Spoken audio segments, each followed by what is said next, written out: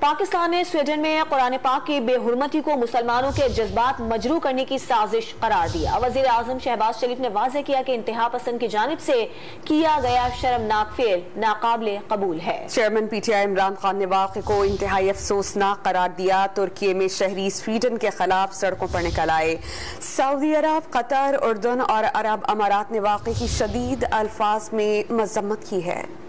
Sweden میں قرآن پاک کی بے حرمتی پر مسلم دنیا میں شدید غم و غصہ پایا جا رہا ہے۔ وزیر اعظم شہباز شریف نے واقعے کی شدید الفاظ میں مذمت کرتے ہوئے اسے مسلمانوں کے جذبات کو مجروح کرنے کی سازش قرار دیا۔ ٹویٹ میں واضح کیا کہ آزادی اظہار کے لبادے کو دنیا بھر میں بسنے والے مسلمانوں کے مذہبی جذبات کو مجروح کرنے کے لیے استعمال نہیں کیا جا سکتا۔ ترکیہ کے دارالحکومت انقرہ اور استنبول میں شہری سڑکوں پر نکل آئے، سویڈن کے خلاف شدید احتجاج ریکارڈ کرایا۔ ترکیہ میں سویڈش سفارت خانے کے باہر شہریوں نے جمع ہو کر قرآن پاک کی تلاوت بھی کی۔ ترکیہ نے سویڈن سے ذمہ دار شخص کے خلاف سخت سے سخت کارروائی کا مطالبہ کیا ہے۔ ترکیہ نے نیٹو رکنیت کے معاملے پر بات چیت کے لیے سویڈش وزیر دفاع کا طے شدہ دورہ بھی منسوخ کر دیا۔ واضح کیا کہ اب مذاکرات کا کوئی مقصد باقی نہیں رہا۔ سعودی عرب، قطر، ایران، عرب امارات اور اسلامی تعاون تنظیم نے بھی واقعے کی شدید الفاظ میں مذمت کی ہے۔